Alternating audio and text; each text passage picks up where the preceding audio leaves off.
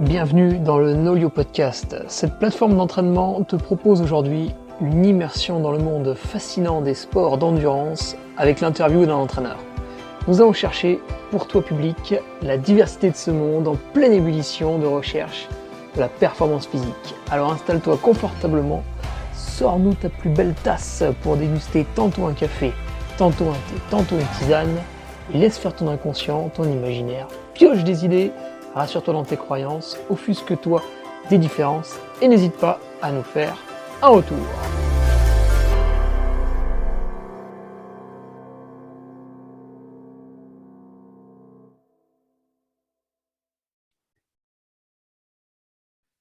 Allez, bonjour à tous, vous êtes sur le Nolio Podcast, épisode numéro 15 et aujourd'hui nous nous entretenons avec Thomas Lorblanchet. Thomas, bonjour.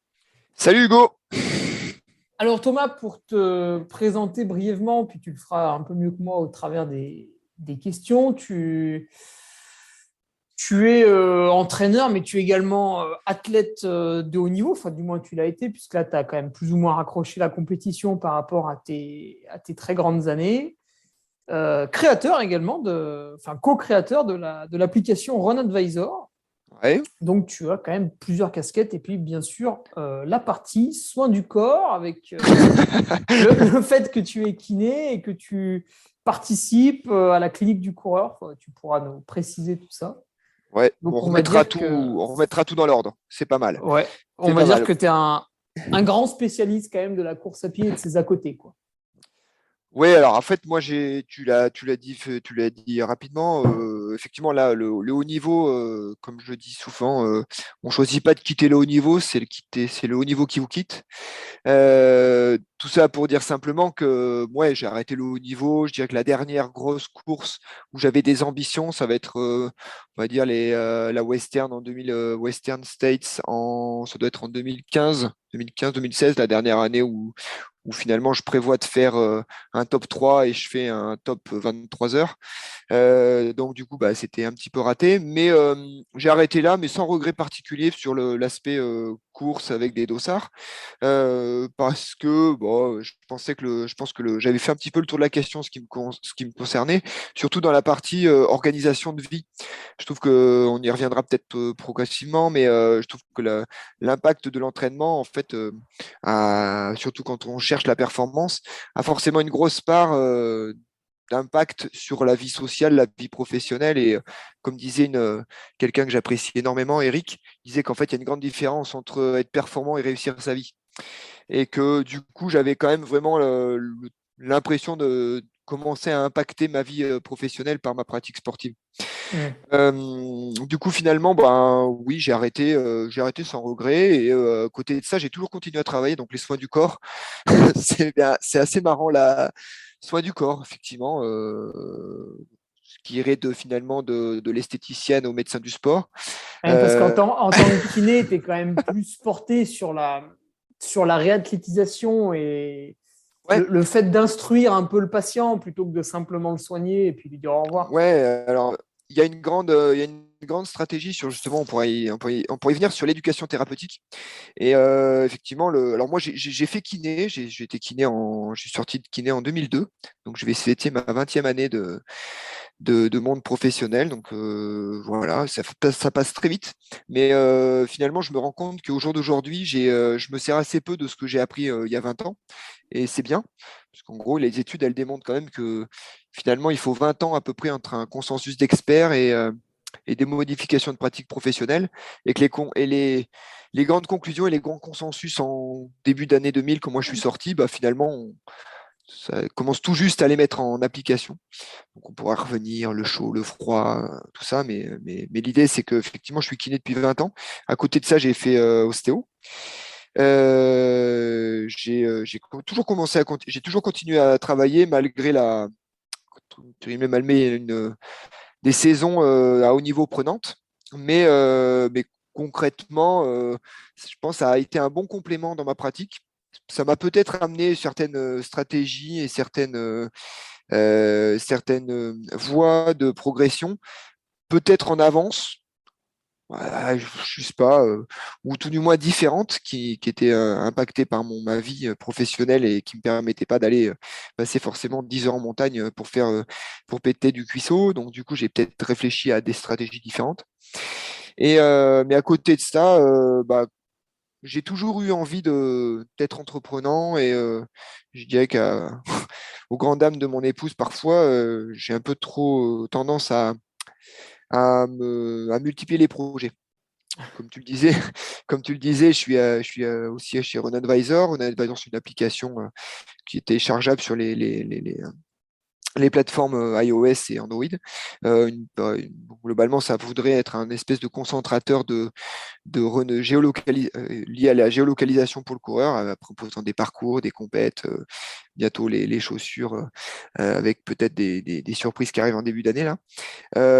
Et à côté de ça, et comme tu l'as mentionné, j'étais effectivement enseignant à la clinique du coureur, que je ne suis plus pour plusieurs raisons, mais essentiellement pour des raisons contractuelles en lien avec le fait que j'ai l'application Run Advisor qui arrivait on va dire finalement qui matchait pas forcément complètement avec la clinique du coureur. Mais la clinique du coureur, j'ai rencontré Blaise au détour d'un salon à l'UTMB et ça a super bien marché. Et je dirais qu'avec Blaise, j'ai grandi on va dire, en 3 ans d'enseignement à la clinique du coureur, j'ai avancé 10 ans de ma pratique professionnelle. Ça m'a donné une vision différente des choses. J'ai aussi une vision différente du business autour de la santé également. Parce que je trouve qu'en France, on est quand même toujours un petit peu dans le tabou de c'est sale de gagner sa vie avec la santé et en soignant les gens. Et que tous ces, on va dire, c'est de l'autre côté de l'Atlantique, on est loin de cette mentalité. Et finalement, oui, on peut aussi être bon, aussi soigner les gens de façon efficace et vivre décemment de son art.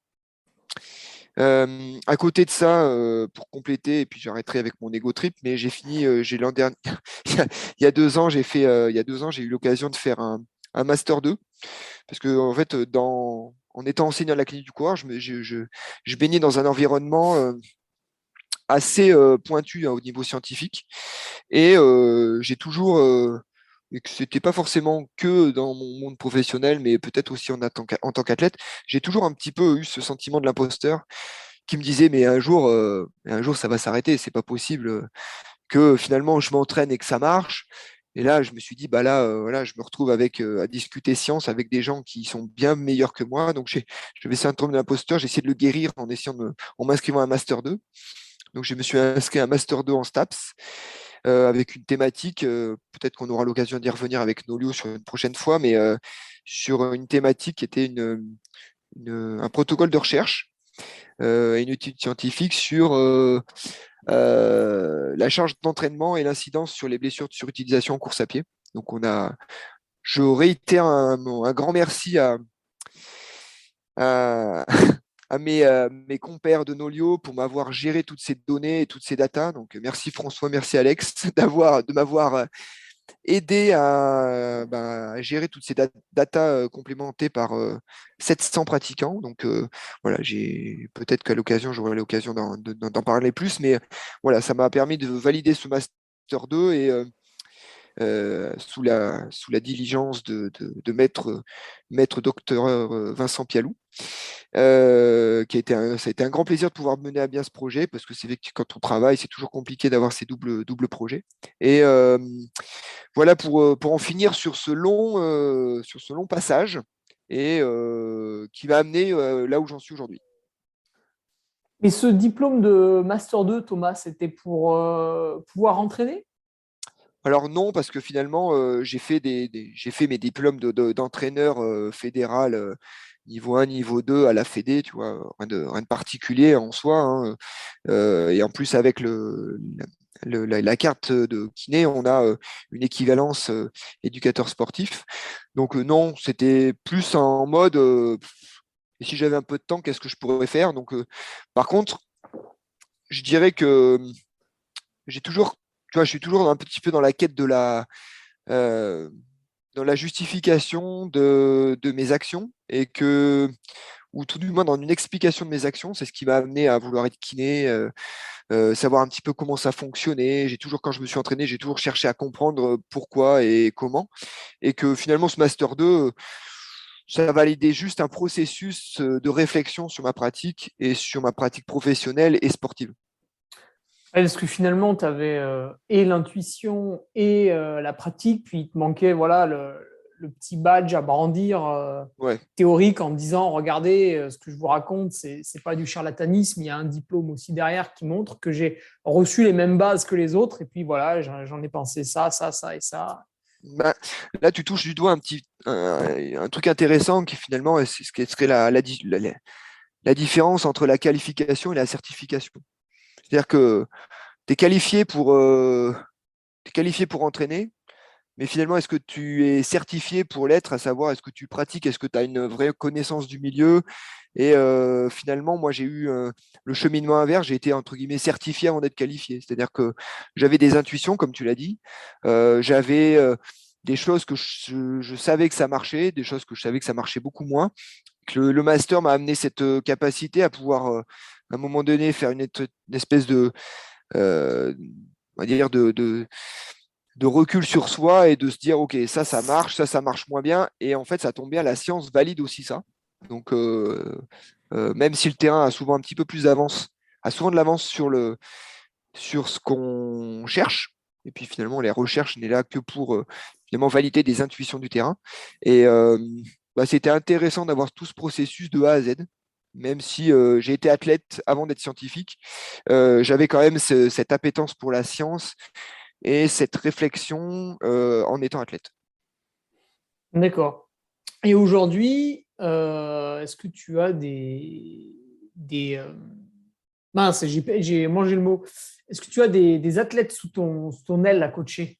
Alors, là, au jour d'aujourd'hui, c'est un petit peu dans les tuyaux, mais ça sera officiel un peu plus tard. Mais là, Ah, on a monté avec un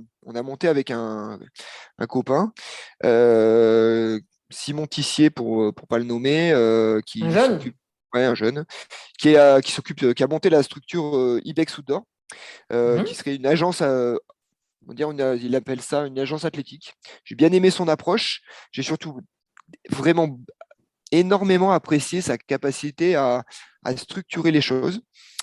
Euh, et que du coup, ça m'a peut-être aidé à déclencher en moi, enfin, on va dire ce que je faisais depuis finalement assez longtemps de façon officieuse, et là de le faire de façon plus officielle, parce qu'à un moment donné, j'arrivais un petit peu à mon limite de mon système, à oui, entraîner vite fait quelqu'un pour un objectif, ainsi de suite. Et là, du coup, la structure a permis de pouvoir un petit peu monter les choses proprement.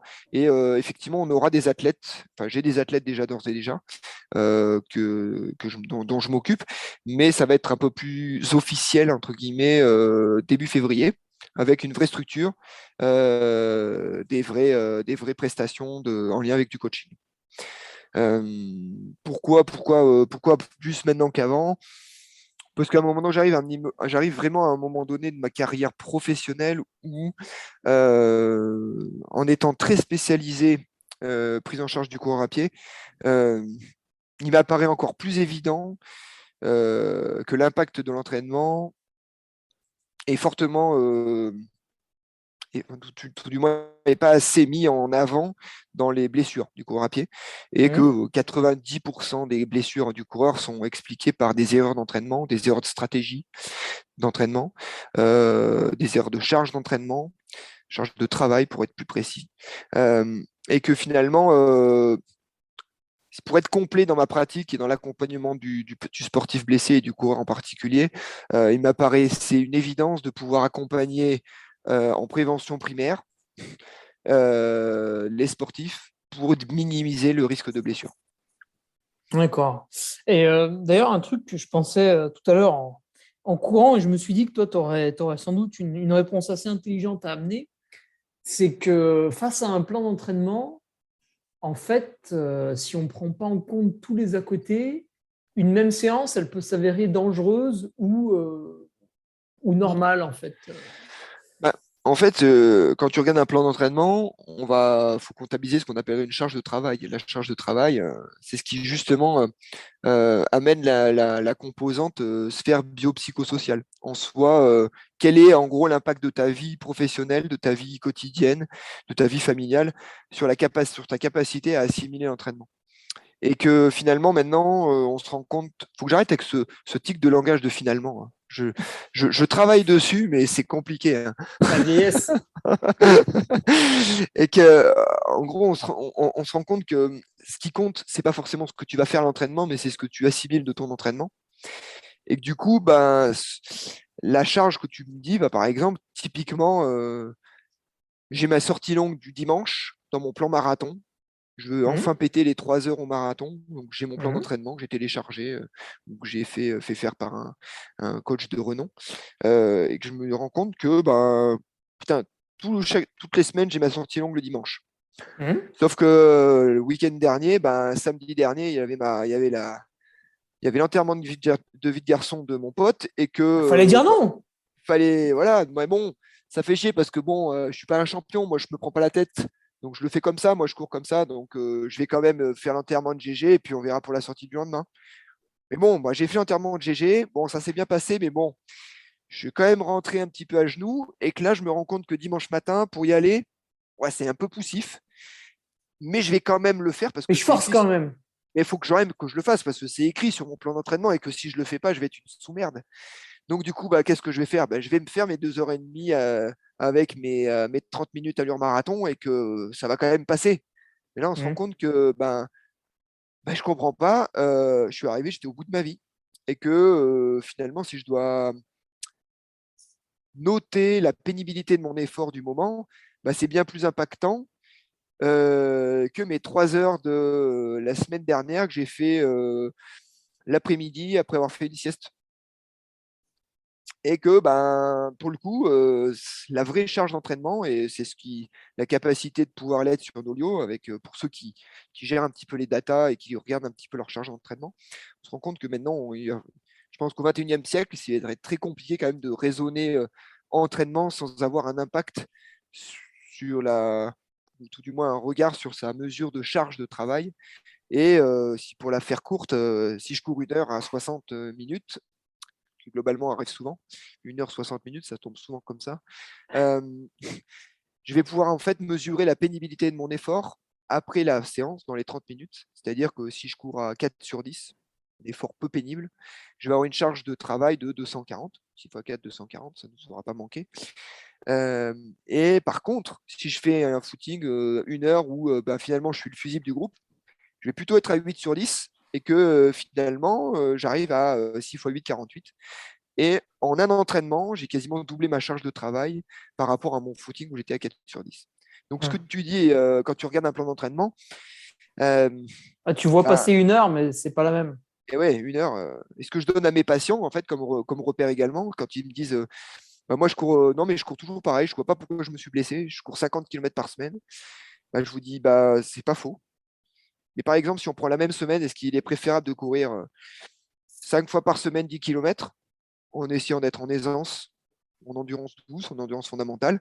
Ou est-ce que c'est, si par exemple la semaine d'après, je fais 3 fois 15 km où j'essaye de battre mon record sur cette boucle de 15 km, en essayant de passer, j'ai mon record à 1h02, bah, à chaque fois que je vais aller sortir, je vais essayer de faire 1h00, voire 59 minutes.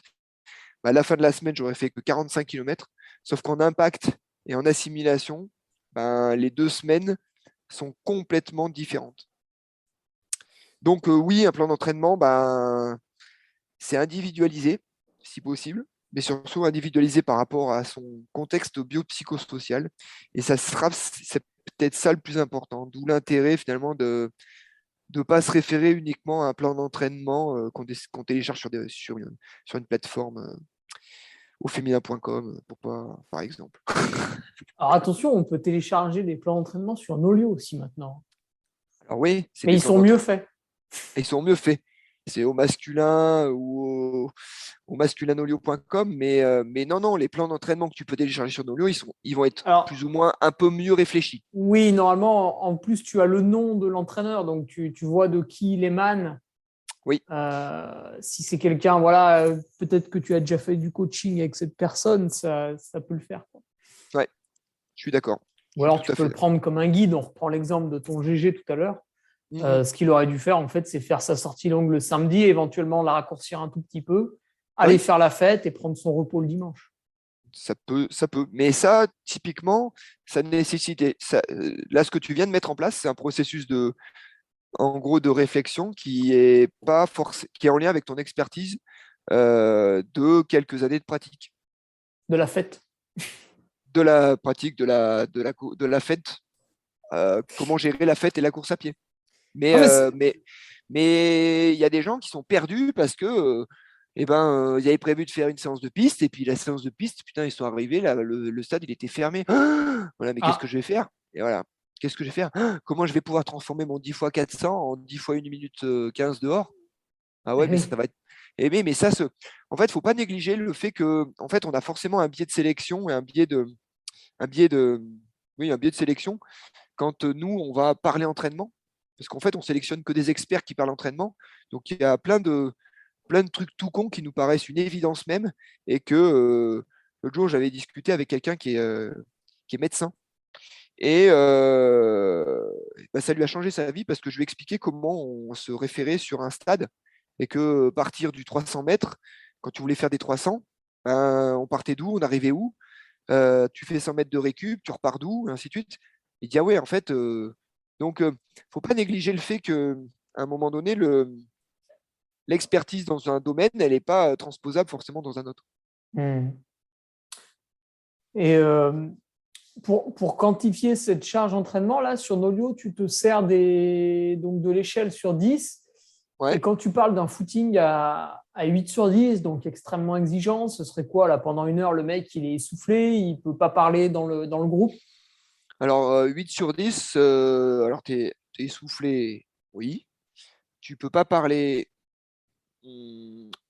C'est-à-dire que 8 sur 10, tu réponds à oui, non. Hmm. 4 sur 10, c'est une discussion relativement confortable et partagée. Et après, je vais dire, la longueur des réponses te permet d'affiner ton échelle. D'accord. Ouais, plus tu expédies la question, plus tu te rapproches d'un 8 sur 10. Exactement. Et quand tu l'envoies chier, tu sais que. Quand globalement, quand tu n'as pas de réponse, c'est que en général, tu n'es pas loin de sauter. Hmm. Et de sauter, donc pour ceux qui ne savent pas, voilà, c'est quitter le groupe par l'arrière, Oui, voilà, que ce exactement. soit en ski de fond, en vélo, en course Ouais. à pied, en roller. Voilà. C'est comme quand j'ai pris l'expression du mot fusible. Un fusible, Ouais, ouais, c'est quand on saute, c'est ouais, quand il il saute. saute et ça protège tout le reste. Voilà. Et Donc, oui, l'élément est trop faible, le groupe continue à sa vitesse et l'élément faible a sauté. Donc la vitesse de croisière du groupe est protégée. C'est bon, il est bon.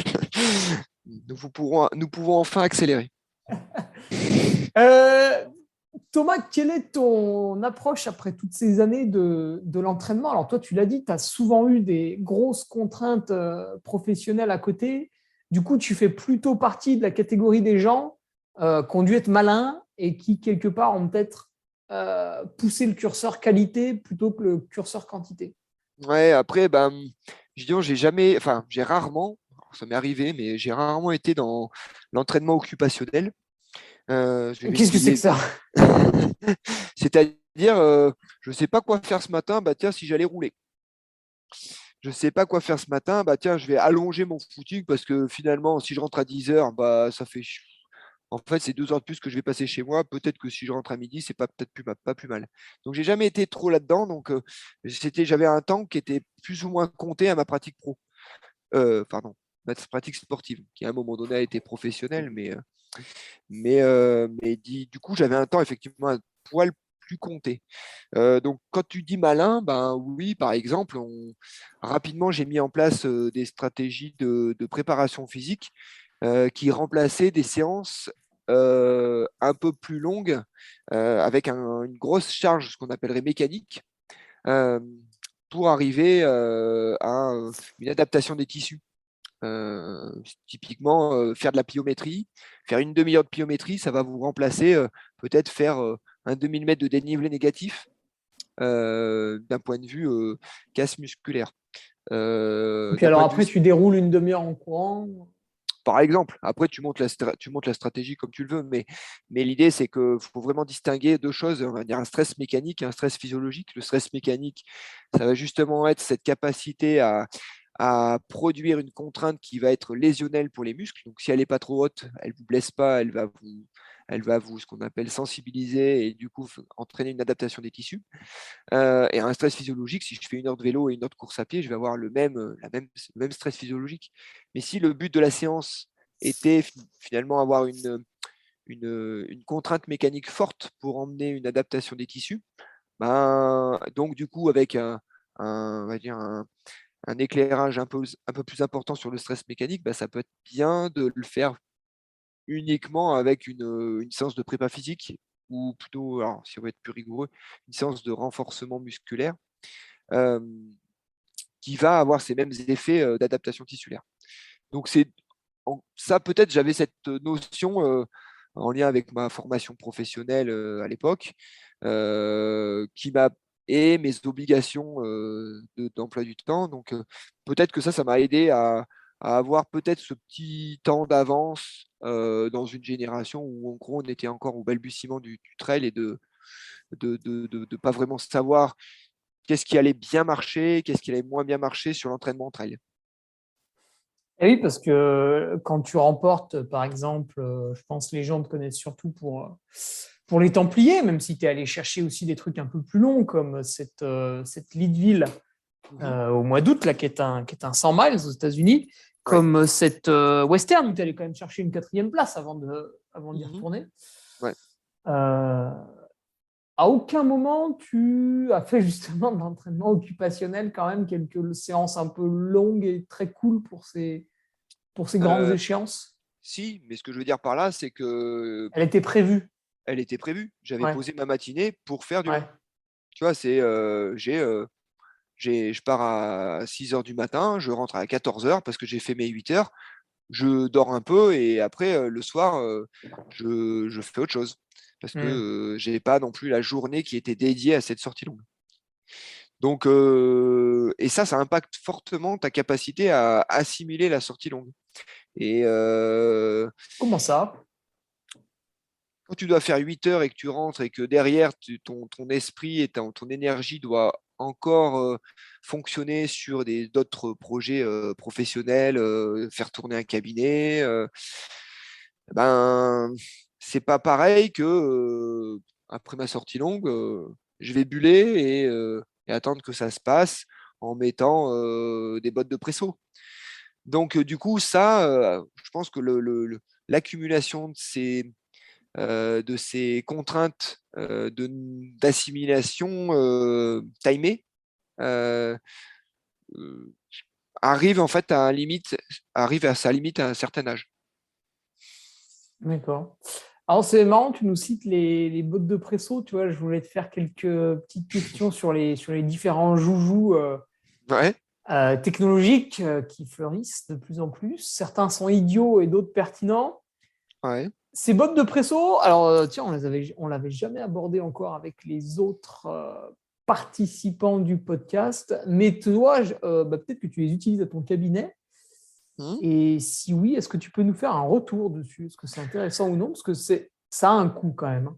Alors c'est un coût, mais je veux dire, toutes les modalités de récupération passive ont un coût, souvent un peu plus élevé si elles sont nouvelles. Euh, Ouais, mais parce qu'elles sont tendances, mais après, on pourrait parler du pistolet de massage, on peut parler de plein de choses. Mais si on veut aborder les bottes de presso, il y a quand même des papiers qui valident le fait que euh, faciliter le retour veineux et améliorer, on va dire, la, dire, la compression sur certains groupes musculaires, oui, ça va aider à venir optimiser cette capillarisation pour éviter qu'il y ait des stases veineuses qui se mettent en route, enfin des zones de moindre mouvement veineux. Donc du coup, oui, c'est hyper intéressant. Euh, mais là où c'est intéressant surtout, c'est d'aborder finalement la stratégie de récupération et que qu'est-ce que ça vaut le coup entre quelqu'un qui va faire des bottes de presso à 21h30 le soir devant son écran par rapport à quelqu'un qui ne va pas en faire Et et qui qui va va, aller se coucher. et qui va aller se coucher et couper les écrans bleus 2 heures avant le coucher. Ben, la question, elle est vite répondue, hein. Euh, le premier, il a mis moins de sous dans les bottes de presso, mais il aura une meilleure récupération. Et oui, parce qu'il aura un meilleur sommeil. Et oui. Donc, à un moment donné, pour remettre le glisse au centre du village, on va dire les trois piliers de la récupération, c'est une bonne planification, une bonne nutrition et un bon sommeil. Déjà, avec ça, vous avez fait 90% du boulot. Si maintenant, vous voulez parler des 10% parce que c'est kiffant et parce que c'est ça qui fait vendre du produit, euh, la cryo, des bottes de presso, le pistolet de massage, la luminothérapie, machin, oui, on peut l'aborder, mais on ne veut pas inverser la pyramide. La pyramide, si vous l'inversez et que vous la mettez sur le bout pointu, elle ne tient pas la route. Donc, non, je suis complètement d'accord sur la capacité à rendre la chose indispensable dans le haut niveau sur la récupération passive. Mais si tout à côté est parfait, et bien rodé et bien huilé. Oui, parce que sur le haut niveau, on suppose que voilà, l'athlète est dédié à sa pratique au fil de la journée et qu'il a déjà suffisamment de temps pour glander dans la journée. Donc à 21h30, en général, il a éteint son téléphone et voilà, il fait une petite lecture calme et il va se coucher, quoi. Voilà, mais ça, ce serait. Voilà. Mais oui, ça, c'est dans le monde idéal. Mais dans le monde idéal, il y a plein de choses qui seraient mieux gérées, hein, effectivement. Mais là, je dirais, c'est en boîte de presso, si tout est collé, tout est raccord, je dirais que c'est plus intéressant pour moi de faire de la presso que de faire du cryo. D'accord, ouais, voilà. Parmi les techniques, tu mettrais un petit Ouais, peu au-dessus, si quoi. si je dois hiérarchiser les choses, la botte de presso, je la mets un peu plus au-dessus. Hmm. Ouais. Et la petite nouveauté qui est arrivée cette année, on va dire que voilà, ça a été utilisé quand même par un plus grand nombre, c'est le capteur de glycémie là, de Super Sapien. Ouais, ouais. Est-ce que tu as eu l'occasion de le tester, Thomas, et qu'est-ce que tu en penses pour le pratiquant lambda? Alors déjà, je tiens à m'excuser face à Rémi Duchemin qui m'a gentiment fourni ce capteur-là, que j'ai toujours pas testé. J'ai eu l'occasion d'en discuter avec Marine pour pas la nommer, effectivement, qui semble être une bonne stratégie. Mais en fait, c'est une bonne stratégie pour pas forcément de récupération, c'est d'optimisation de ton apport glucidique par rapport à tes phases d'entraînement. Hmm. Ça me semble intéressant. Euh, mais C'est-à-dire peut-être que d'établir un protocole par rapport aux quand est-ce que différentes séances que tu peux avoir. voilà, exactement. C'est-à-dire que je vais manger à telle heure, ma glycémie, elle va avoir un pic de glycémie derrière parce que je stimule mes sécrétions d'insuline. Donc, du coup, bah, quand est-ce que je trouve le timing le meilleur pour pouvoir bénéficier d'une glycémie stable et fiable pour ma séance de seuil. Euh, J'avoue que pour l'instant, le problème de ça, c'est que au jour d'aujourd'hui, ça multiplie les datas et que pour l'instant, je ne m'estime pas forcément expert dans le domaine. Et déjà, j'ai bien à faire avec des datas simples de charge d'entraînement, d'optimisation, d'indice de monotonie, ainsi de suite. Donc, rajouter des datas que je maîtrise mal, pour l'instant, je ne me suis pas plongé dedans. Euh, Là, objectif 2022, moi, je serais si on veut parler un petit peu pas de gadget, mais d'optimisation du matériel emporté en course à pied, je dirais que là, pour l'instant, je vais plus me focuser sur le capteur de puissance pédestre, tu vois, le stride, par Ah, exemple. Ça va être quelque chose que je vais essayer d'étalonner et d'incrémenter dans ma pratique perso avant de mettre le capteur de glycémie. hmm. Et parce que ce capteur de puissance, donc bah, pour l'instant, je crois qu'il n'y a que la marque Stride hein, qui le Alors, fait. Non? non, non, mais c'est la plus fiable. Il y a une étude qui est sortie justement D'accord. qui comparait 4 ou 5 capteurs de puissance, dont un Il y en a 4 ou Polar, cinq. ouais, dont un Garmin, mais finalement, à, on va dire à l'épreuve de la science, le Stride paraissait être le plus reproductible et le plus fiable. D'accord. Mais quand tu parles de ça, est-ce que c'est valable uniquement sur route et piste forestière carrossable plus ou moins en bon état, ou est-ce que toi, tu vas jusqu'à l'utiliser dans les singles, dans les petits chemins? Alors, je dirais que plus c'est technique, moins c'est fiable. Ouais. Plus c'est pentu avec des ruptures de pente, moins c'est fiable. Puisque en fait, tu as une certaine latence et un certain. Donc, du coup, ben, le moment où tu vas forcer plus, le chiffre n'est pas forcément encore établi. Donc, pour l'instant, je pense que l'outil est très intéressant sur de l'allure marathon avec du vent de face ou vent de dos, légère pente. Euh, je pense que l'utilisation en trail, pour l'instant, est compliquée. Je Un peu pense. comme la chaussure carbone en trail. Oui, oui, oui, ça, on peut l'aborder aussi, mais la chaussure carbone, pour l'instant, elle n'est pas forcément. Alors, elle commence à être maîtrisée et je pense qu'on pourrait y passer des heures à- à parler de cette lame de carbone qui a fait péter les records, hein, et je pense qu'à juste titre, hein, je pense qu'elle a changé. Il y aura eu un monde avant, un monde après. Mais pour l'instant, en trail, l'aspect technique, pose de pied, spécificité, technicité, va faire que pour l'instant, elle n'est pas encore maîtrisable. Ouais, elle fait un peu bout de bois, un peu chaussure de ski. En Ouais, trail, tu as quand même du mal à changer de direction. ouais, exactement. Qu'est-ce qu'on a encore comme joujou là ah bah tiens, le cardio qu'on peut utiliser pour la variabilité cardiaque. Ça, c'est quelque chose que tu as été amené à faire, Thomas, vu que toi, tu t'es attelé, hein, on me disait, à faire des séances justes au moment opportun. Ouais.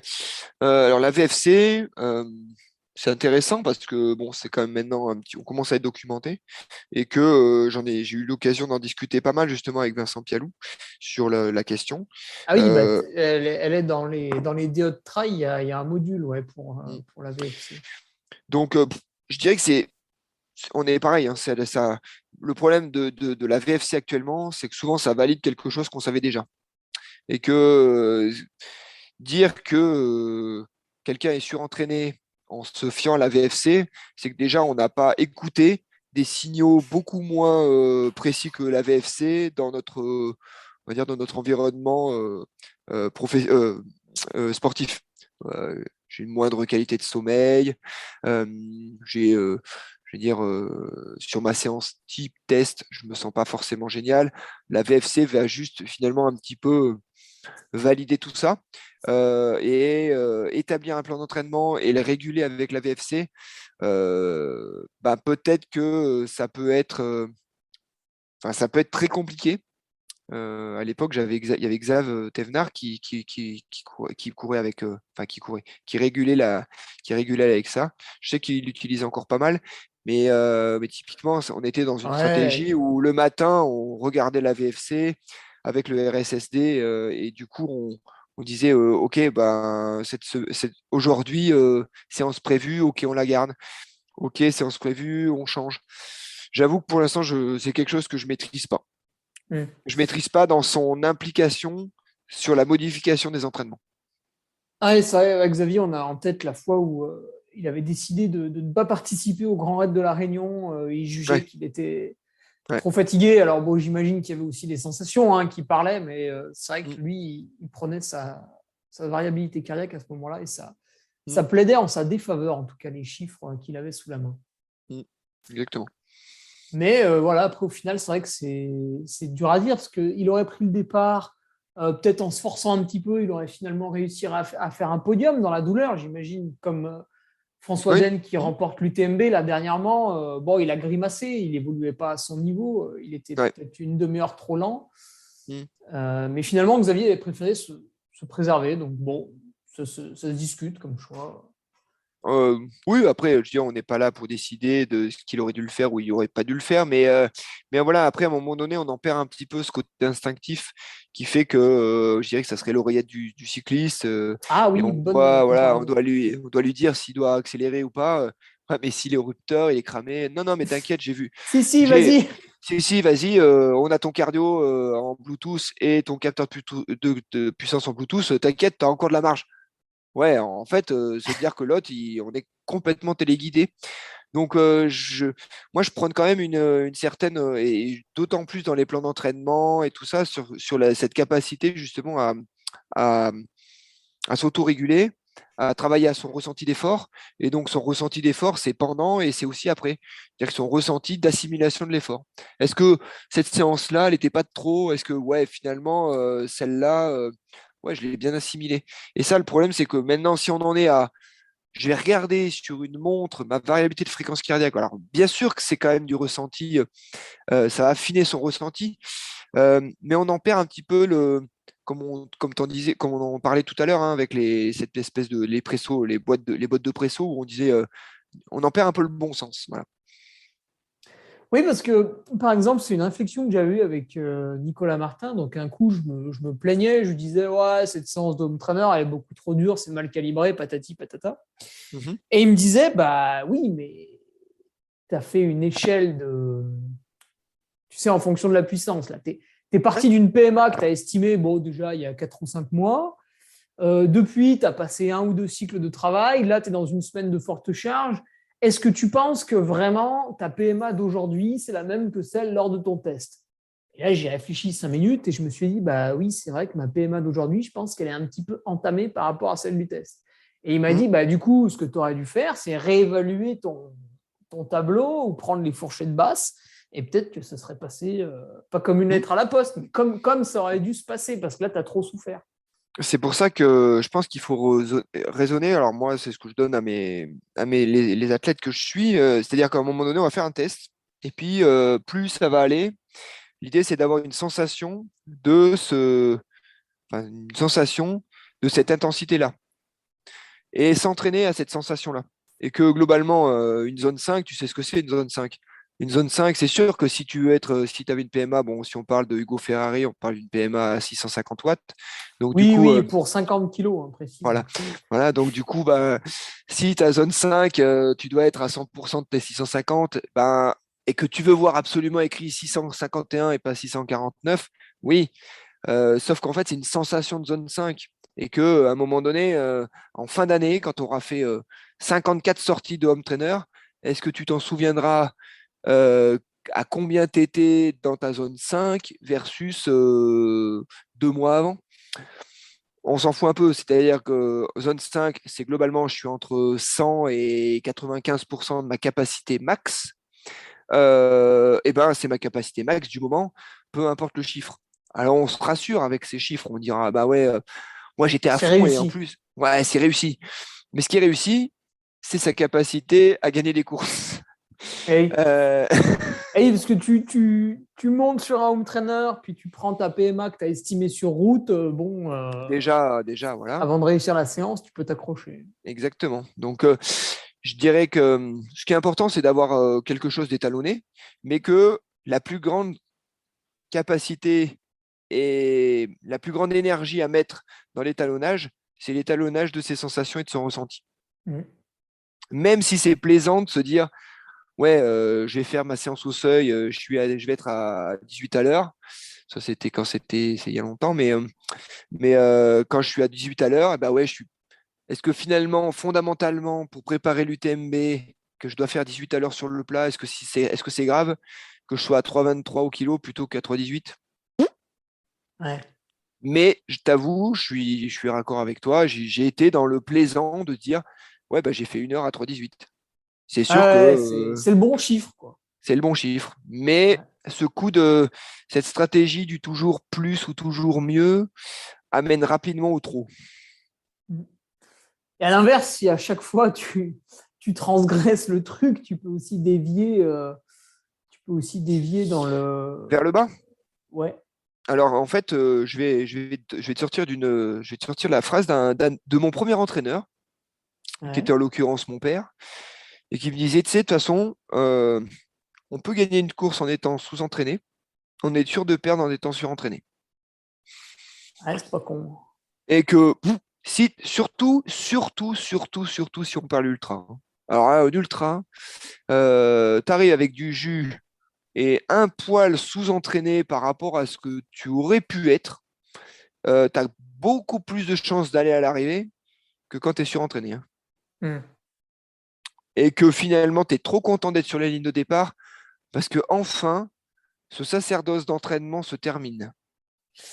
Cette pression que tu as eue, Voilà. voilà, tu as adapté plusieurs fois, il a manqué, chaque semaine il y a une séance, elle a été un peu tarabiscotée. Bon, Ouais. finalement, une fois qu'on est au départ, on a pas mal, nulle part, voilà, tout va bien, on oublie et puis c'est Mm. parti, quoi. Ah oui. Mais bon, après ça, ce recul, et je suis complètement d'accord que moi, à l'époque, quand je courais, si on m'avait dit non, mais t'inquiète, cette séance, elle n'est pas si importante que ça et que je supportais pas, tu vois, typiquement, moi, Ah, mais je la fais dans- pas alors. non, mais dans ma tête, tu vois, typiquement, une séance de type 3-2-1, par exemple, 3 km, 2 km, 1 km, ben, je supportais pas de la transformer tu vois, en 10 minutes, si on va faire 10, 6, 4, tu vois. Hmm. Non, non, moi je voulais faire mon 3000 pour savoir combien je vais faire, mon 2000 pour savoir combien je vais faire, et mon 1000 pour savoir combien je vais faire, et pour valider si c'est une bonne séance ou pas une bonne séance. Et que finalement, fondamentalement, dans une stratégie de préparation sur du long terme, bah, 10-6-4, si tu te mets la race, c'est une très bonne séance. Et que je pense que d'un point de vue ressenti, elle t'apportera bien plus que ton 3000 que tu as fait en 9,59. Hmm. Mais, mais ça nécessite du recul. Ça, voilà, ça nécessite en fait de Un- pratiquer. En général, tout le monde arrive un peu avec ouais, ses croyances ou ce respect stricto sensus de la consigne. Et puis au fil du temps, ouais, on devient plus philosophe par rapport à la consigne. ouais. Tiens, une consigne qui nous vient du Seigneur Jésus-Christ. La météo. Toi, Thomas, bah, tes séances, tu les as calibrées à telle heure parce qu'il y avait la contrainte professionnelle soit avant, soit après, soit avant et après d'ailleurs. Ouais. Du coup, bah, parfois, j'imagine qu'il t'est arrivé de devoir sortir au moment le moins opportun de la journée. Bah, oui, ou alors là, avec la frontale, ou avec Ouais. bah, sur la pause de midi. J'avoue Ouais, que typiquement, il fait beau tout le matin, tu sors à hein, midi, c'est pile ouais, le moment où il y a le eh nuage qui ben ouais, crache. ouais. Là, je t'avoue que j'ai toujours eu la chance d'avoir des bons équipementiers qui m'ont permis de braver le temps et la météo des cieux. Donc, j'ai pas, non, j'ai pas, sauf drache énorme. Ah, je me suis jamais mis dans un truc à décaler une séance. Je t'avoue que avec l'âge et le temps aidant, s'il fait pas beau samedi, je ferai ma séance dimanche. Mais, mais parce que je suis en week-end et que je peux me permettre. Mais à l'époque, j'étais plus motivé par sortir ma séance que passer un bon moment. Hmm. Donc, Ouais, puis en tant que coureur à pied, c'est vrai que bon, tu es quand même moins gêné qu'un cycliste oui, sous la clairement, pluie, hein. clairement. Ouais, clairement, clairement. Quand je vois les Rémi Cavagna dans la baraque le 5 janvier pour monter de la baraque le 5 janvier parce que ça fait des bornes de. Eh ben oui, ouais. Je me dis, la course à pied, c'est plaisant. Ouais, t'es mieux dans une forêt un peu protégée. Ah ben ouais, clairement. Avec les bras qui bougent. Hmm. La préparation physique, Thomas, ça doit être un sujet qui Mm. t'intéresse puisqu'on peut y mettre un fourre-tout absolument grossier, plein d'idées reçues. Oui. Quelle place tu lui donnerais à toi, pour toi dans la saison d'un coureur à pied? Je sais que la préparation physique, il y a plein de. Parce que tu as aussi abordé la partie réathlétisation. Donc, Oui, qu'est-ce que oui, la c'est réathlétisation? vrai, ouais. Qu'est-ce que la réathlétisation? Et puis, c'est quoi la différence avec de la rééducation, finalement? Donc, rééducation, préparation physique, réathlétisation, tout ça, c'est des termes, on ne sait pas trop comment on les hiérarchise et comment on les positionne d'un point de vue chronologique. Je dirais que je suis blessé, je vais faire de la rééducation pour arriver à une totalité de fonctionnelle de mes tissus. Je me suis fait une entorse.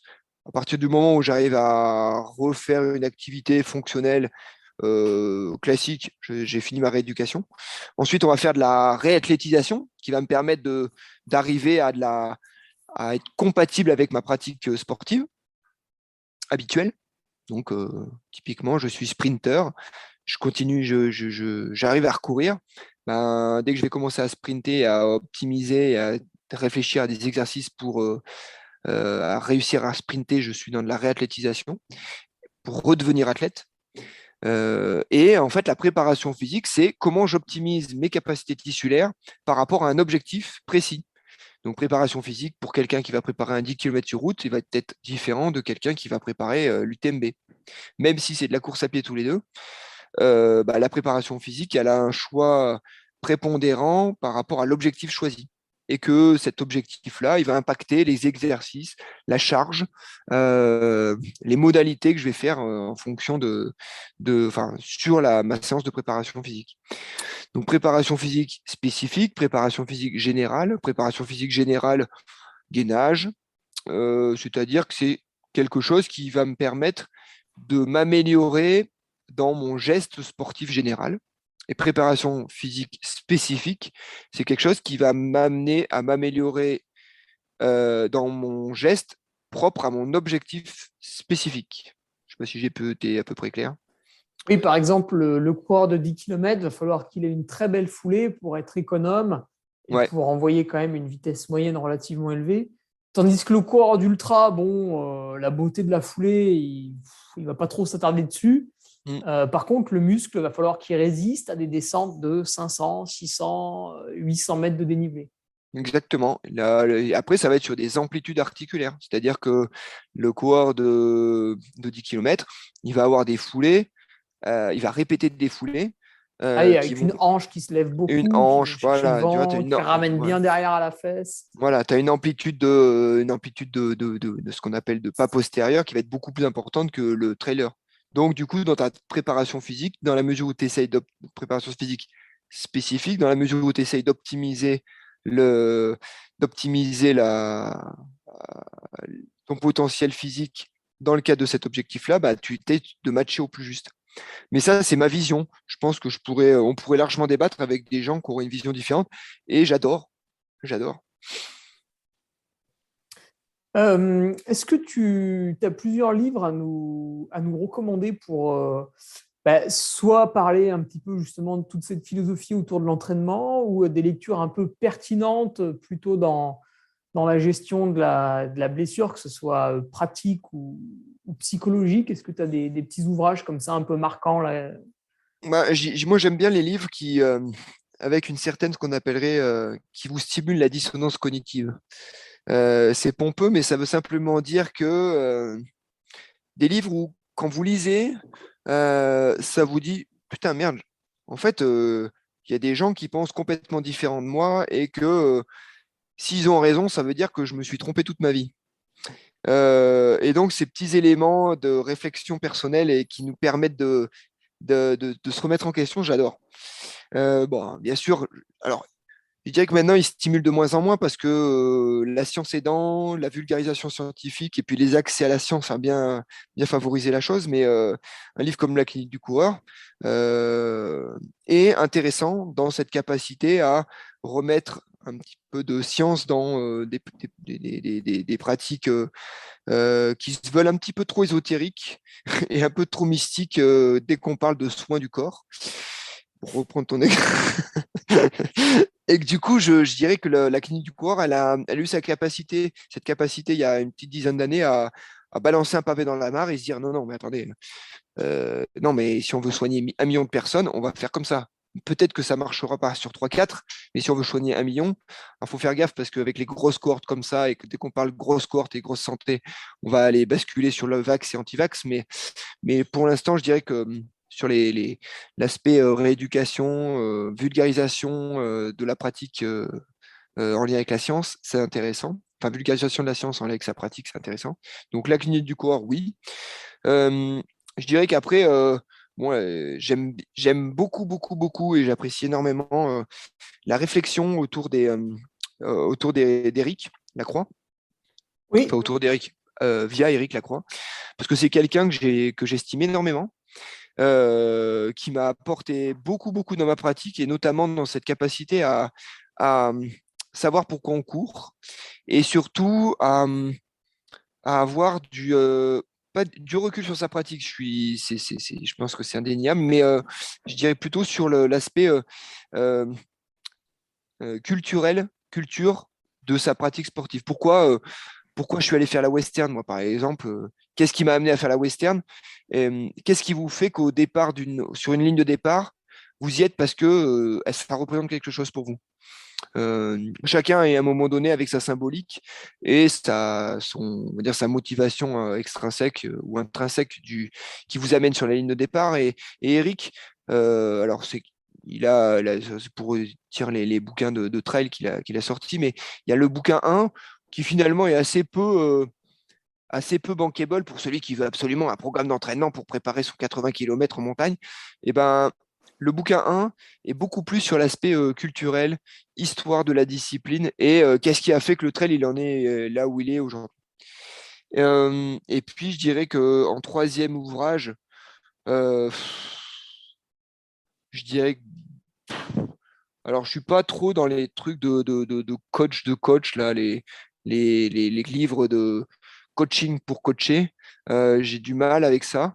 Mais coaching, genre, fais de ta vie un rêve et de ta rêve une réalité ou des conneries comme ça, j'ai du mal parce que Ah oui. chacun, tu vois, chacun vit avec ce qu'il peut au moment où il doit le faire. Et J'en je ai pense lu que un ou deux. J'arrive rarement à voir où est-ce qu'ils veulent en venir à chaque fois. ben, puis je veux dire, à un moment donné, donner des leçons de vie sur des contextes personnels, tout ça, j'ai un peu du mal. Donc, je reste souvent dans des livres ouais, qui m'apportent dans ma pratique personnelle, pratique. Et pas forcément pratique je vais vous dire comment vous devez penser. Et je pense que l'échange avec les uns et les autres est davantage beaucoup plus enrichissant. Donc, je dirais qu'au jour d'aujourd'hui, si je devais vous donner 2 livres, moi, je donnerais que ces 2 livres-là. Je lis énormément, mais beaucoup sur écran. Donc, du coup, j'ai sans forcément avoir de livres de livres. C'est mal. Tu dors pas bien du coup. Non, je dors très mal. J'ai une qualité de sommeil énormément dégradée. Et que du coup, ça s'impacte sur mes blessures au quotidien et que je suis typiquement dans ce que dit Blaise, dans la catégorie de coureurs soit blessés, soit pas encore blessés. Donc, Ah je vis, oui, oui. Pas encore blessé. Oui. Ça, j'aime bien cette expression. Ouais. je vis avec cette épée de Damoclès à chaque fois que je mets C'est- les chaussures aux pieds. Donc, bon. Ça me fait penser, là, il y a Pau Capel qui a dévoilé le programme de sa saison. Oui, Donc très lui, intéressant. lui, il appartient à la catégorie du coureur qui n'est pas encore blessé.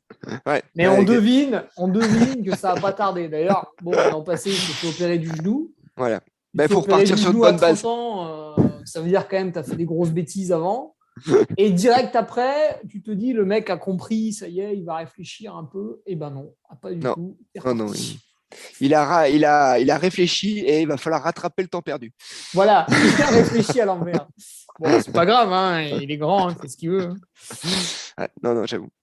Puis bon, C'est- on s'est tous blessés. Hein. Après, bon, certains ont Oh, arrêté de se blesser, d'autres ont continué. mais d'ailleurs, je dirais pour amener un élément supplémentaire par rapport à ça, je dirais que le fait d'être blessé fait partie quand même de la capacité d'un coureur à être grand et à durer, et que la résilience est bien plus importante que ce qui passe à l'entraînement, parce que si là-dessus, c'est mes modèles, j'avais vu des statistiques assez intéressantes sur les skieurs de descente.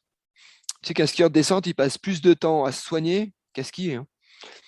À se soigner dans quel sens tu veux dire Ben, quand tu prends par exemple quelqu'un qui va se faire, qui va faire 10 ans allez, pas 10 ans, mais qui va faire 10 ans de haut niveau, et qui va se faire 2 fois les croisés, tu as quasiment 2 ans où il va passer du temps à soigner son genou. Parce que, en gros, une opération d'un Ah croisé, oui. c'est 9 mois. Donc, je pense que c'est mes modèles de résilience, c'est qu'à un moment donné, ils finissent, ils attaquent toujours hyper bas parce que ben, ils sont en miettes et qu'ils vont réussir à remonter un niveau de forme et un niveau de physique énorme. Ben, je me dis, voilà, en course à pied, ouais, si c'est bien géré, ça prend 10 jours. Si c'est mal géré, ça va prendre 3 semaines. Mais dès que c'est un peu chronique, il faut se poser des questions sur ce qui a rendu la chose chronique. Mais, Hum. voilà, cette capacité de résilience, elle fait, à mon avis, je vais dire, partie inhérente à je veux durer et je veux m'inscrire dans la performance en course à pied. Hum.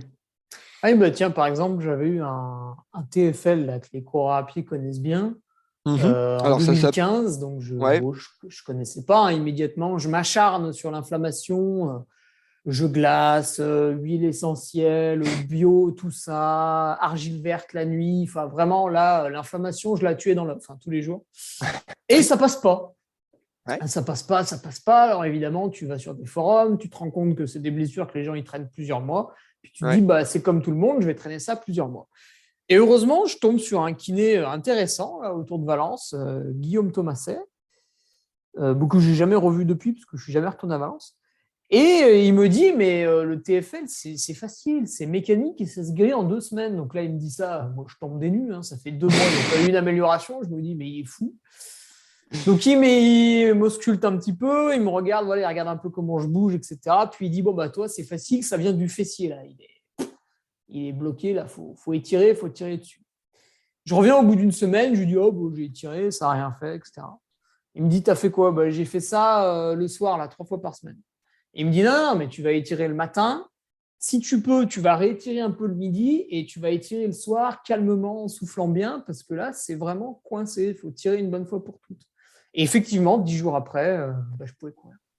Oui, mais après, bon, après, ça reste. Alors, je vais amener ma pierre à l'édifice, mais si. Alors, pour nos auditeurs, ce qui marche sur Hugo n'est pas forcément. Ah bah oui, euh, oui, parce qu'il y en a voilà. d'autres, ça va être voilà, un truc dans le genou qui va faire que ça coince. Oui, puis après, Moi, c'est la première chose qui m'a frappé le plus quand je suis allé faire la clinique du coureur. En fait, je me suis rendu compte qu'il y avait énormément de sciences autour de la pratique de la kiné. Parce que moi, je suis issu d'une génération où en 2002, globalement, il y avait assez peu d'accès à la bibliographie en lien avec la kiné. Et que du coup, c'était un peu de la transmission de savoir. Des plus anciens qui nourrissaient le système éducatif des plus nouveaux. Donc, du coup, bon, comment tu fais? Ah, faut faire comme ça, ok. Mais en fait, à la clinique du coureur, on se rend compte que ben, il y a des gens qui publient, qui font des vraies études contrôlées, randomisées, des études de bonne qualité, avec des protocoles très clairs et bien propres sur sur le syndrome de fémoro-patellaire, sur le syndrome de bandelette iliotibiale, pour ne pas nommer, c'est un syndrome de l'essuie-glace. Et que du coup, on se rend compte qu'il y a des guidelines et des grandes tendances.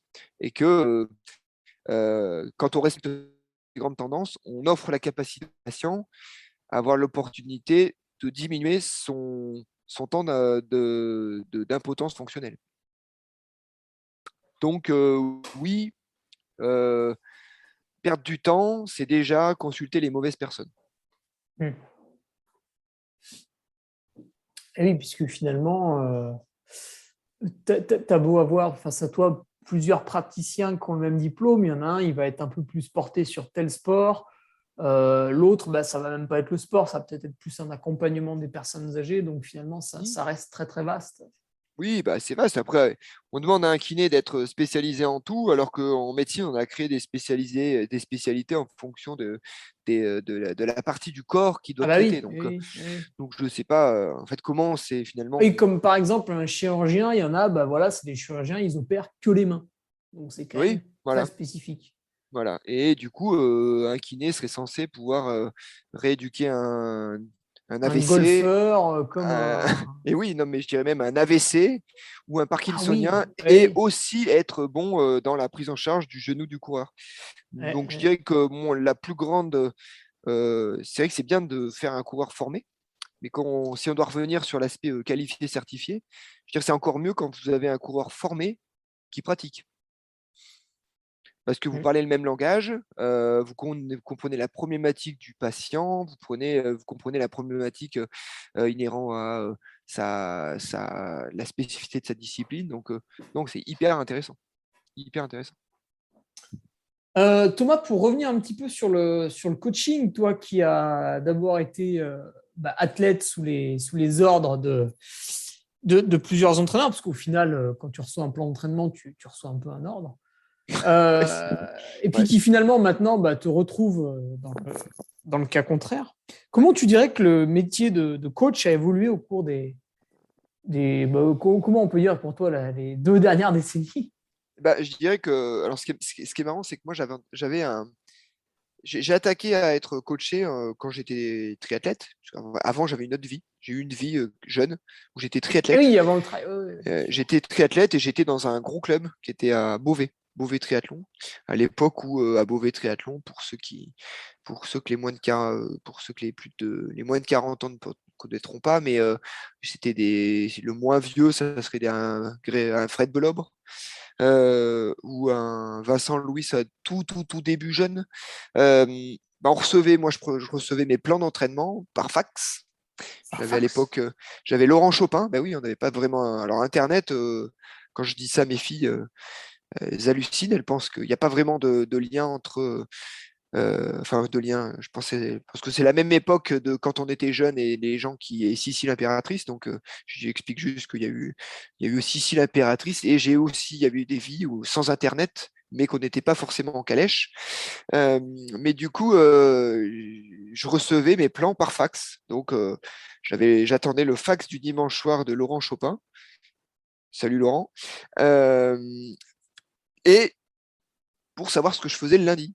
Et je dirais que le métier qui a énormément changé finalement au jour d'aujourd'hui, je dirais que c'est sur l'aspect euh, contact en fait avec comme tu disais, votre Dieu qui vous dit Gourou. votre gourou et votre guide de vie de la semaine qui arrive. Et que à l'époque, moi, je recevais mon fax. Et avant que je puisse modifier une séance, putain, fallait que je l'appelle, qu'éventuellement que je tombe sur lui. Donc c'était assez compliqué donc du coup, je fermais ma gueule et que du coup, Ouais, il valait mieux faire, quoi. valait mieux faire, quoi. Donc, et là, maintenant, je dirais que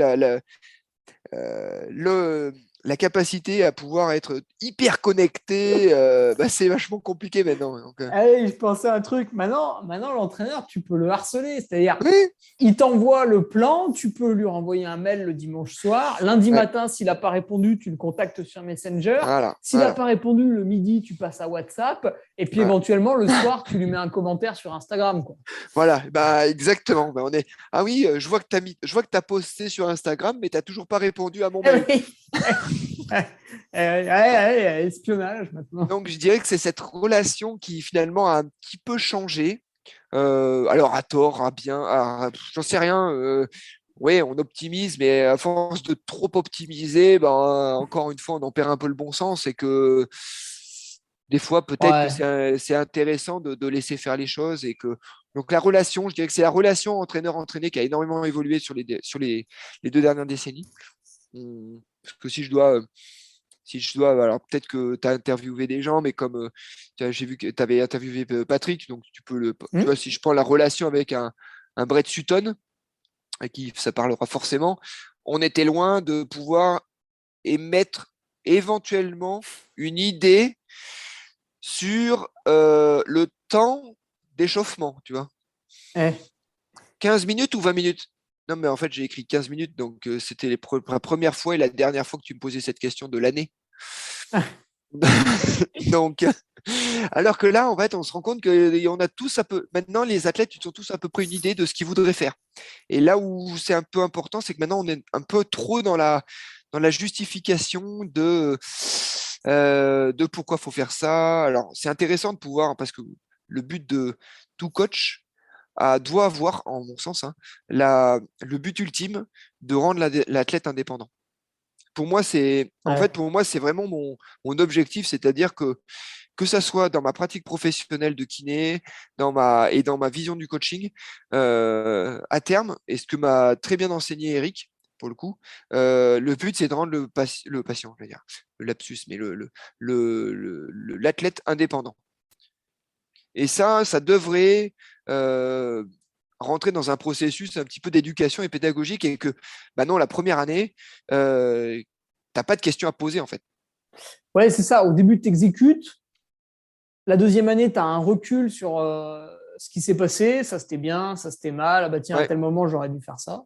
Donc la deuxième année, tu commences à chipoter un peu, à bouger des ouais. séances, etc. Et puis la troisième année, finalement, tu reçois plus un plan d'entraînement, mais tu reçois Moi, j'ai des gens, une philosophie, quoi. Voilà. ben, Tel tu jour, vois, tu vas seuiller, tel jour, tu vas. Voilà. c'est la relation qu'ont mis en place, par exemple, un Christophe Mallardet et François Den. Ouais. Christophe, on va dire, c'est un de mes contemporains de feu les années des Templiers avec une arrivée à Nantes, mais c'est quelqu'un que j'estime énormément et je sais qu'il a instauré une relation avec François qui marche bien. Mais pourquoi? Parce que François, il n'attend pas le dimanche soir le fax maintenant. Parce Hmm. que, en gros, François sait s'entraîner, c'est ce qu'il lui veut, mais il a une espèce de ce Un garde-fou, garde-fou. Ouais, un ouais. garde-fou, on va dire cette personne ressource. Quand ça va pas très bien ou quand il veut une orientation sur une stratégie, ainsi de suite. Et que moi, je trouve que cette relation, elle est saine et que un coach qui s'inscrit que uniquement dans euh, ça fait 10 ans que je t'entraîne, mais 10 ans que tu dois fermer ta gueule. Non, mais c'est qu'il y a déjà, pour moi, il y a 7 années de trop, tu vois. C'est Hmm. que si en gros tu penses avoir un avis, je pense qu'il faut se lancer. Hmm. Ouais, là, par exemple, tu vois, moi, pour venir sur un exemple pratique pour ceux qui écoutent, là, ma semaine d'entraînement, bah, globalement, c'est bien passé, mais finalement, il y avait quelques séances de course à pied qui étaient un peu rapprochées. Puis chez moi, souvent, ça déclenche un petit peu des douleurs sur les tibias, Ouais. qui ne vont pas jusqu'à la périostite, mais bon, ça devient un peu gênant. Donc à ce moment-là, il faut lever le pied. Mhm. Et du coup, ce que j'ai fait, c'est que j'ai inversé sur la fin de semaine un jour d'entraînement avec un repos. Comme Mhm. ça, je sais que de passer de 24 à 48 heures entre deux séances de course à pied va Ouais. me permettre de bien vivre l'entraînement qui finalement sera le dimanche matin plutôt que le samedi matin. Ouais. Et je trouve que c'est. Voilà, Et là, tu j'ai pas commences. appelé l'entraîneur, j'ai rien dit. Ouais, J'ai non, fait tout mais. seul. Et lui, il aura regardé sur Nolo, il va dire: Tu t'es foutu de ma gueule? Ah oui, alors bah du coup, en fait, ça correspond jamais parce que j'ai pas le droit de bouger les séances du coach sur Nolio. D'ailleurs, il Ah oui, faudra que je lui dise. ah ouais, ouais, ouais, Parce que ouais. du coup, quand je valide une séance, des fois, c'est le home trainer de la veille qui est passé Ah le oui, lendemain. ah ouais, ouais, ouais. Ah, Et ok. du coup, ça correspond plus. Ah oui, t'as pas le droit de bouger. Bah oui, oui, je comprends, parce qu'après, Ouais, non, ça c'était. allumait son merdier. Mais j'avoue que toi, cette capacité à pouvoir un peu s'autonomiser, bah, c'est bien. Et je dirais que c'est pour rebondir aussi sur ta question sur qu'est-ce qui a peu changé un petit peu sur l'ordre de coacher, je dirais que maintenant, alors après, c'est ma vision des choses, hein, mais euh, et peut-être aussi une déformation professionnelle en lien avec ma pratique de cabinet, je j'ai pas peur pas forcément de réadresser, mais de prendre des sons de cloche différents et que, bah, par exemple, tu vois, je vais fonctionner avec Vincent sur la capacité d'analyse d'un profil de course, d'un profil de coureur suite à une épreuve d'effort. Ok, on va faire une analyse des gaz, VO2, VCO2, et puis lui, il va pouvoir être capable de me dire, ouais, bah, cet athlète-là, c'est peut-être plus pertinent de le faire travailler en endurance parce que il hypolise mal. Toute cette stratégie. Et je pense que ça, on y a accès beaucoup plus facilement parce que justement, les outils de communication, également inter-coach ou inter-pro, se sont bien améliorés. Oui, par exemple, on peut aussi imaginer un kiné qui, finalement, pour réathlétiser le coureur, va consulter le calendrier d'entraînement, donc via Nolio bah, ou d'autres Mmh. plateformes, Ouais, du coureur, en disant bah, exactement. regarde, là, en fait, tu vois, il y a ces deux footings, tu aurais dû les espacer. Puis finalement, tu vois, cette semaine, ta Ouais, courbe de course à pied a trop augmenté. Regarde le graphique, là, tu ouais. vois, c'est passé du coq à l'âne, etc. Et bah, d'ailleurs, tu anticipes, je pense pas que je spoil trop. Bon, Alex et François couperont montage, mais Non, euh, il ne regarde pas. l'idée, c'est que justement, relatif à mon travail de mémoire, on a des ratios de charge idéaux euh, pour diminuer le risque de blessure. Pas forcément l'anticiper, mais avec ce qu'on appellerait un taux de sensibilité relativement propre, donc sensibilité, c'est-à-dire que si je fais une erreur, il y a une forte chance que j'augmente mon risque de blessure et que du coup, ces ratios de charge vont pouvoir être rajoutés dans Nolio et donner justement des orientations aux pros de santé sur sa capacité à analyser la charge du coureur blessé. Mais bon, on y reviendra peut-être dans une prochaine fois. Ouais, et puis bah, je pense ils font d'autres trucs bah, pour présenter ça, à mon avis. Ils feront un podcast à part entière eux-mêmes. Ouais, je pense. Tiens, les questions rigolotes un peu pour finir, Ouais. Thomas. Je sais pas si tu en as eu l'occasion, mais coacher son conjoint, est-ce que c'est une bonne Voilà, idée? alors très très très très compliqué. C'est très très mauvais. Enfin, je sais pas que si c'est une mauvaise idée, mais peut-être, on va dire Joker. C'est comme soigner sa famille. Ah Je pense, oui, oui, on pourrait décliner au rôle du voilà, thérapeute. Ouais. on est sur des terrains glissants. Et oui, parce que si ça marche pas, Ouais, tu te fais incendier, quoi. Là, voilà. vraiment, il y a plus la Et relation. Le médecin, voilà, il te soigne mal. Bon, tu lui dis pas, ouais, Michel, putain, t'es nul. Par ouais, contre, si oui, c'est ta femme là, voilà. Et je t'auras dirais que pas. même dans l'aspect euh, capacité du pro, je pense qu'on est moins bon. Parce qu'on se met une espèce de pression de réussite ou on fait mal les choses parce que justement c'est quelqu'un de notre cercle proche. Ouais, ouais. Et si tu devais décliner un petit peu aux enfants, cousins, tantes, voilà, des gens moins proches, mais quand même, il y a un affect. Enfant, c'est un peu c'est proche quand même. Oui, c'est pas remarque. Ouais, ça dépend, il y en a, ils ne les voient pas beaucoup. Ouais, c'est vrai qu'il n'y en a pas beaucoup. Euh, Ma mère est instite, et c'est vrai que des fois, il y a des parents, tu sais, entre voilà, l'école le matin, la ouais, cantine le midi, l'école l'après-midi, puis la garderie le soir, ils les voient dormir, quoi. Mais le reste du temps. ouais. Ah, mais il est très calme chez moi. Il est vraiment très très calme. Ah non, moi il est très très calme. Mais en même temps, Ouais, bah oui, il est pas là. vous le voyez qu'allongé les yeux fermés, c'est sûr qu'il est calme. À l'école, je vous dis, c'est juste un peu méga chieur, mais sinon, Ouais. Euh, non, mais c'est vrai que les enfants, alors les enfants, pareil, pas terrain glissant, mais terrain compliqué. Parce que entre les entraîneurs qui vont, enfin, les entraîneurs, oui, Ouais, la caricature du papa au bord du terrain de foot. ouais, les parents qui vont faire un transfert. Mm. Euh, ça va être une première problématique. La deuxième problématique, c'est l'entraîneur qui a eu un bon niveau et qui a finalement, qui met sans forcément le vouloir, mais une pression parce que pratiquant le même sport finalement que ces gamins, les gamins se mettent une pression folle pour faire plaisir au père et parce que le père a énormément de références finalement sur la question. Donc ça, c'est aussi compliqué. Donc j'aurais presque tendance à me dire que pour moi, enfant, même si c'est pratique, je pense qu'il faut faciliter l'entraînement de votre enfant et que justement, parce que on a des connaissances et que on va pouvoir optimiser. Mais de là à gérer l'entraînement du gamin, c'est compliqué. Après, moi par exemple, si je prends mon exemple particulier, ma fille aime courir. C'est pas une fan de course à pied, mais elle aime courir, mais uniquement sans moi ou uniquement sans nous, uniquement sans ses parents. Et Hey. Ouais, que c'est parce son activité, quoi. c'est son activité, mais si j'ai pas forcément. Alors par contre, je vais la conseiller sur voilà, mais je vais pas m'immiscer dans qu'est-ce qui est fait à l'entraînement et c'est nul et c'est machin. Mm. Au jour d'aujourd'hui, voilà.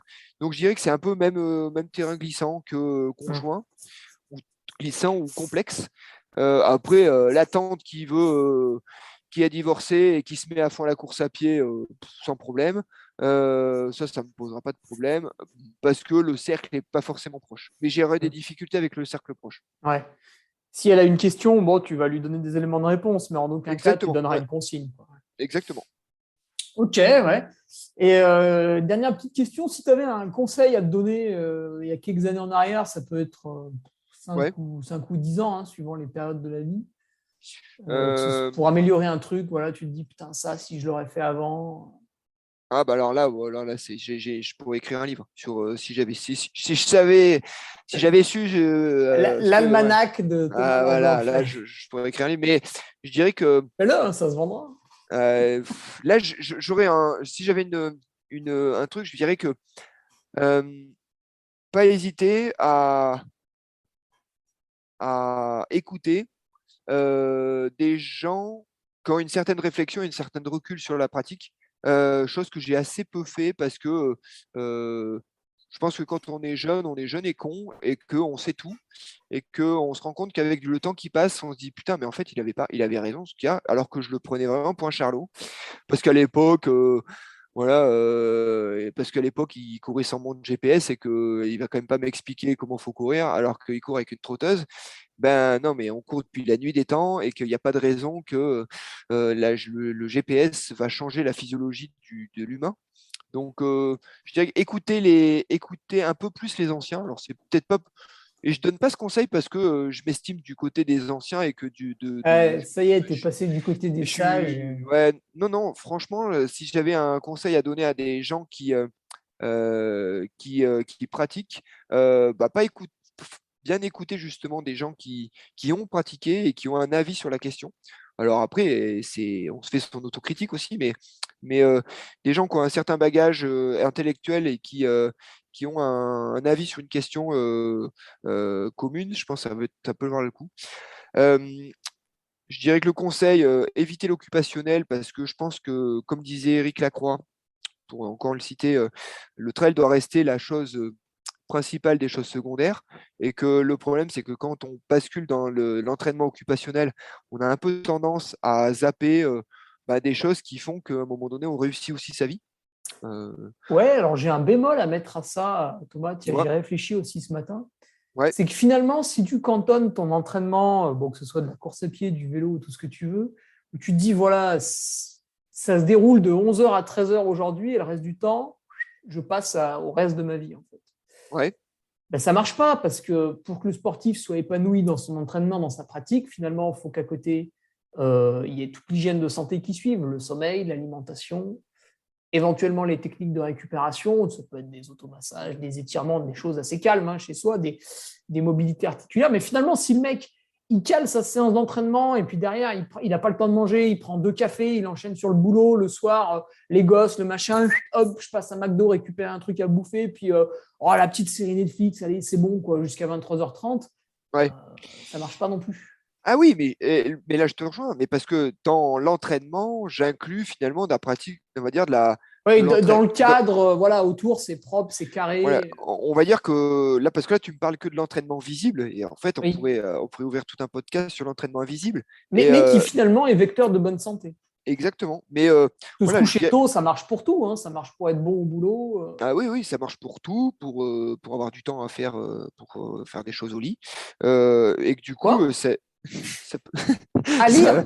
à lire, par Lire. exemple, à Ouais, lire. lire, voilà, et que du coup, ça permet de gagner un peu de temps sur le reste. Mais je dirais que l'entraînement invisible euh, fait partie de la stratégie d'être plus performant. Mais on a quand même je veux dire, à un moment donné, est-ce que, je vais te prendre un exemple particulier, mais euh, est-ce que si je raccourcis ma séance d'1 heure pour pouvoir finalement prendre ma douche et être à l'heure à mon rendez-vous plutôt que de dire à chier ce rendez-vous, finalement, j'en ai rien à foutre. C'est bien ça. Ouais, mais tu vois, au final, est-ce que il y a un âge pour tout? Je pense que, Ouais. je pense qu'à un moment donné, faut cerner la priorité et que ça peut être intéressant à un moment donné de se dire, OK, euh, typiquement, je fais 2h24 au marathon. Mmh. Ça Bien. passe nickel. Ça va, c'est honnête. Tu vivras jamais de la course à pied avec ça, mais c'est honnête. Tu te fais plaisir, tu cours régulièrement. C'est plutôt quelque chose qui t'épanouit et qui t'augmente ton espérance de vie. Très bien. Est-ce que le fait de se mettre à mi-temps, de commencer à avoir une vie sociale moins riche pour faire 2h22, voire moins de 2h20, Ah, moins de 2h20, ça se discute, c'est classe quand même. moins de 2h20, éventuellement. Mais en gros, tu vois l'idée, moi voilà, je me Ouais, dis, moi ouais, je comprends j'ai fait où des tu veux trucs, je me aller. dis, ouais, je pense que des fois j'étais presque borderline dans mon, dans mon approche de la Ouais. discipline. Je veux dire, et je pense que ça n'aurait pas changé grand-chose, et peut-être que j'aurais découvert des choses différentes à des moments plus importants de ma vie, sans Ouais, regret pour autant, hein, mais et ça marche pour tout le monde, c'est ça qui est fascinant. Donc, même ouais, pour un amateur, par exemple, j'avais un copain là, cette année, il faisait l'UTMB. ouais, Et bon, il avait dressé tout un plan de ravitaillement ou de je sais pas quoi. Et ça le faisait arriver dimanche à 6h du mat. Et je lui dis, ouais, mais pourquoi tu t'embêtes? Dimanche à 6h du mat, tu vas arriver, ça va être nul. Il n'y aura ouais, personne, ta femme, elle va être éclatée. Enfin, tu vas franchir la ligne dans un anonymat total. Pourquoi tu ne prends pas un peu plus de confort dans la course? Voilà, sur la fin, tu fais des pauses un peu plus longues, tranquilles et tout, et tu arrives à 9h. Et Mais tu verras, c'est génial à 9h dans Chamonix. Bon, finalement, ça s'est mal passé, il est arrivé à 11h du mat. Mais il m'a dit, tu avais raison, c'est génial, il y a beaucoup de monde et tout. Et il s'est retrouvé à courir à 12-13 km/h dans les rues de Cham, alors qu'en fait, une heure avant, il randonnait du côté de la Flégère. Mais tu as Et effectivement, complètement. ça valait pas le coup de se sacrifier pour 3 heures de moins, quoi. C'est nous, là, quand on a. Et c'est exactement, on a eu exactement cette même réflexion quand on a fait la PTL. Ah oui, oui, exact, la Qui est course une- de 300 et quelques kilomètres. Alors, la course, on va. Effectivement, ça a la prestance du mot. Mais T'as couru finalement. à un moment donné quand même. Ah oui, pour sortir de Chamonix. Euh, mais Pour ceux effectivement, qui ne connaissent pas, c'est très très long, hein. C'est plus de 300 km dans la montagne. Et en plus de ça, autant le parcours de l'UTMB est pas très technique, autant le parcours de la PTL, ils se font plaisir. oui, je veux dire que j'ai eu un moment Il faut quand donné même un où. casque, hein. Voilà, mais le casque, au départ, on a effectivement le, la notion et le questionnement sur l'intérêt du casque. Rapidement, on voit la chose utile, hein. Rapidement, quand vous êtes dans un pierrier, que du coup, Ah il y oui, a je m'étais posé la question si bah, c'était non, mais en fait, c'est que c'est ok. surtout pour te protéger des autres.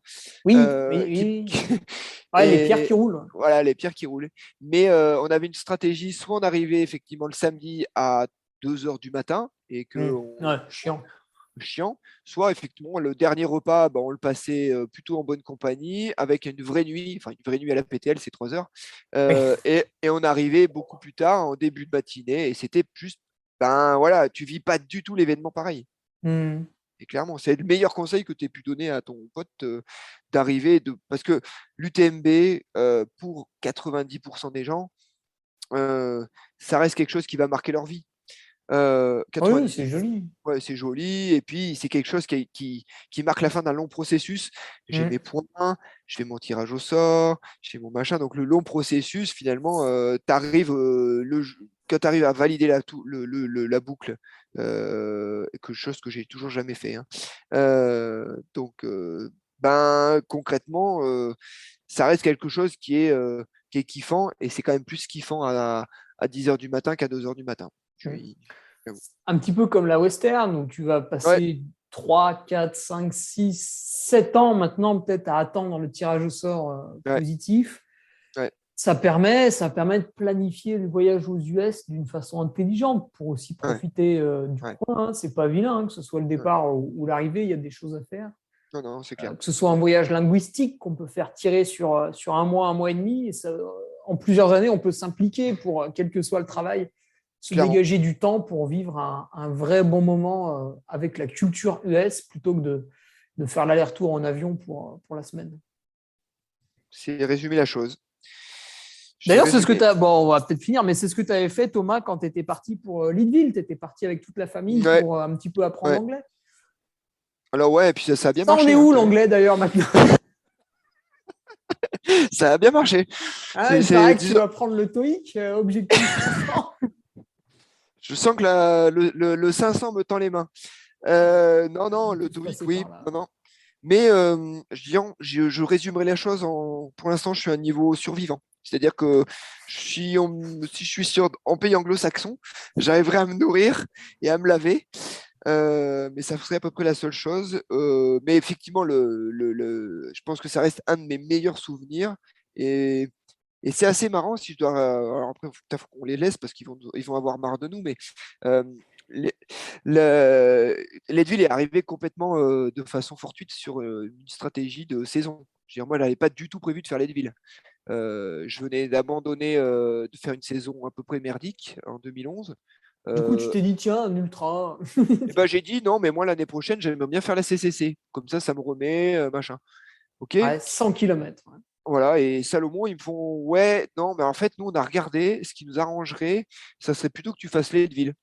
Alors, Leadville, j'avais vu, ouais, l'an dernier, c'était Ryan Sanders qui avait gagné.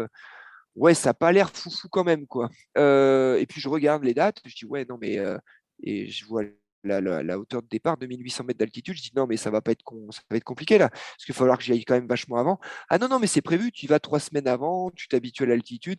Ouais, je dis là, je vais avoir du mal à vendre le projet à ma femme, qui est prof de PS, donc 2 mois de vacances. Je vais me barrer un mois au milieu de ses vacances. Il dit non, non, mais si tu vas avec tes enfants et ta femme et tout. Je dis bon, bah, ok. Et sur un truc qui m'était plus ou moins presque imposé, ben, avec du recul et à l'aube à la fin de ma carrière, bah, c'est peut-être un de mes meilleurs moments. Parce que justement, on a vécu les choses différemment et pas uniquement avec l'aspect performance et combien je vais faire à Leadville. Mais bon, c'était une belle expérience. Un peu roulant, mais une belle expérience. Ouais, pour ceux qui ne connaissent pas, donc déjà, ça fait 100 miles, donc 160 et quelques kilomètres. Et puis, c'est un aller-retour quoi, aussi. Donc, Voilà. Alors, l'aller-retour, on est sur du strict aller-retour. Hein. Dès le départ arrivé, c'est. Départ arrivé, c'est. Oui, non, c'est le kilomètre 10 correspond au kilomètre 150. Ouais. Ah non, c'est beau, c'est beau. C'est beau, c'est beau. Bon, bah écoute, Thomas, ça nous amène à la fin du podcast. Voilà, 1h30. Hein. Ça devient la moyenne maintenant. C'est dangereux. On va finir à 3 heures à chaque après. Non, mais je te remercie pour ton temps. Hein. On rappellera dans la description tout ce que tu fais. Donc, c'est sympa d'avoir pu t'avoir sur le podcast. Et puis, on te dit à bientôt avec les projets avec le jeune Simon. Alors. Ouais, le jeune Simon Tissier. Ibex Outdoor. Ibex Outdoor. Et pourquoi Ibex ? Alors, Ibex, c'est un animal de montagne. Pour ceux qui taperont sous Wikipédia, oui, un Ibex. Alors... Bon, je t'avoue que j'ai tapé moi-même sur quand Simon m'a présenté Ibex, j'ai regardé. C'est un animal à 4 pattes qui ressemble à un petit mouflon. C'est aussi l'indice de la bourse de Madrid. Oui, c'est d'ailleurs. Effectivement, c'est un mouflon. Ouais. Ah oui, puis à côté, j'ai les courbes de la bourse. C'est fabuleux. Fabuleux. Le mouflon. Aucune corrélation entre les deux. Ok, bah merci Thomas. Et puis, merci à toi. À bientôt. À bientôt. Tu viens d'écouter un nouvel épisode du Nolio Podcast. Je sais, c'était génial. N'hésite pas à réagir sur l'une ou l'autre de nos plateformes, que ce soit notre page Facebook, Instagram, notre groupe Strava ou sur LinkedIn. Les liens sont dans la description. Allez, à bientôt pour un nouvel épisode. Salut.